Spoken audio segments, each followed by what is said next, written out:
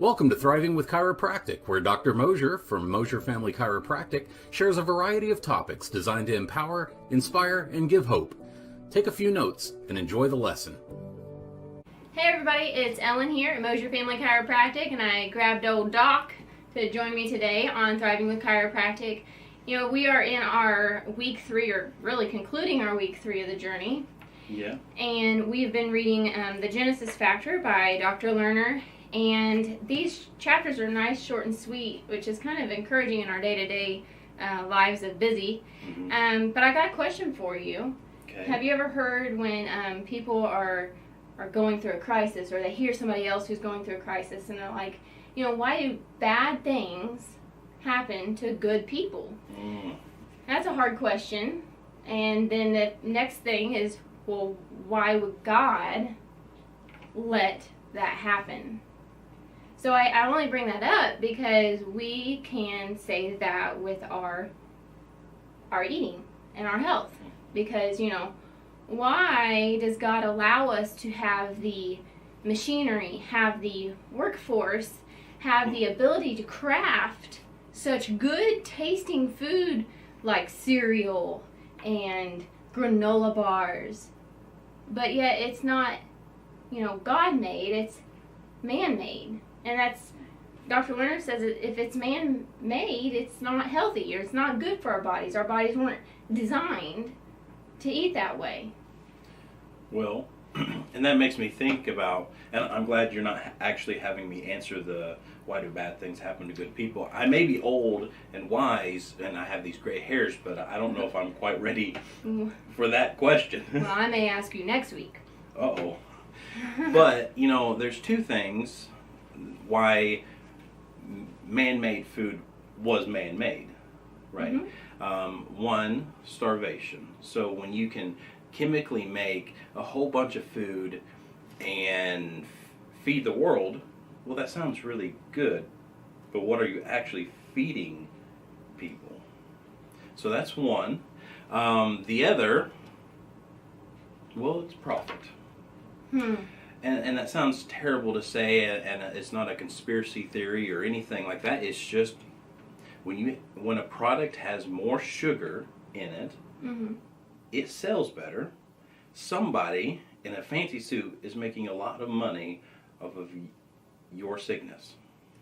Well, that's really unfortunate. So, that's kind of what Dr. Lerner is going over in chapter 4, and then we also have chapter 5 this week. Yeah. So in chapter food, he talks about, you know, food by God. So we were just talking about food by man, man-made, chemically altered, right? And then there's food by God. It was neat. He mentioned margarine. There we go. And in the commercial, it even said, it's not nice to fool Mother Nature. Well, and that was a play on words and things like that, saying, oh, it's not really butter, so it has less calories, which everybody at the time was all about calories, but margarine is now known to have trans fats, and trans fats leads to heart disease much, much faster than saturated fat ever thought to. Right. So it's pretty neat. You know, and we can talk about weight gain for a little bit. And what he says in the book is weight gain is due to carbohydrate overload, right? Your body isn't designed to handle all these carbohydrates.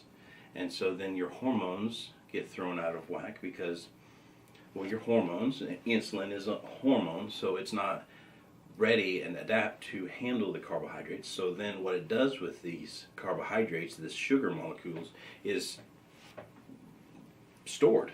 And the best way to store any excess energy, I can't talk today, is fat. That's how it gets stored. So it's a cascade effect. Right. So, looking at chapter 5, I'm going to switch gears. Okay. So, he titles this kind of like a 2-part title, but I'm going to kind of like target the first half of this. It says, baby, we were born to run. I don't know about you, the viewer who's watching, but I know myself, if I was born to run, well, I walk like a slug 90% of the time. So it's interesting that we are born to move and run and not be sedentary. This is true. How do you feel about that? We are. This is kind of a side story. I was playing basketball this morning, and I have the football player, offensive lineman build, but I enjoy playing basketball. And I was going up against this one guy who's taller and faster than me, but I had the ball, and I kind of shoved him out of the way, to get, and I scored the bucket. So I want everybody to know I scored. But maybe I should have just ran faster. Maybe I should be born to run. Maybe. I just want to know what happened to that poor feller that you probably nearly threw to the ground. Well, we don't need to talk about that. It's a church, basketball league. Anyway. You might have a come to Jesus meeting with him. Maybe. Anyhow. I never said I was a saint. I'm Oh, you're a sinner. Well, what's the second part of the title? Well, the second part of the title is why furniture doesn't exist in nature. Have you ever thought about that? Like, the only thing that I could think of as we were sitting here is a tree that's been knocked down for whatever reason, and it becomes a log. That's where I sit my butt on nature walks, is on the logs, or on the stumps of trees that are falling over. Yeah. But God doesn't have a nice oak chair out in the wilderness. I guess we're not supposed to sit down. No. You're supposed to move. It's interesting. I like it. What do you think about starving yourself? I think I don't do that to myself.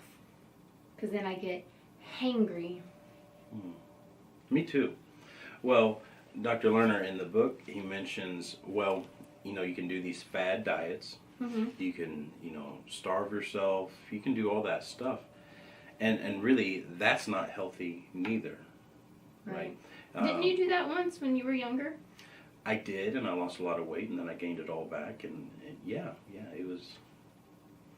Really healthy, wasn't it? Oh, yeah, I was... At that time, I was a teenager, so, I only had about a couple brain cells wiring, and they misfired sometimes. They didn't rub together and create energy? No, because, even if you starve yourself, you're just gonna die lighter. It's not really a health conducive activity. Right. One last thing on the chair thing out in the wilderness. And I wrote this down. To serve God with all your strength, you have to actually move. That's true. God calls us to be his hands and feet. Yeah, for a reason. So. Yes. So I think chapter 4 and chapter 5 was pretty good. Short and sweet. Now, everyone's in for a treat for next week. It's going to be the last reading. It's only one chapter.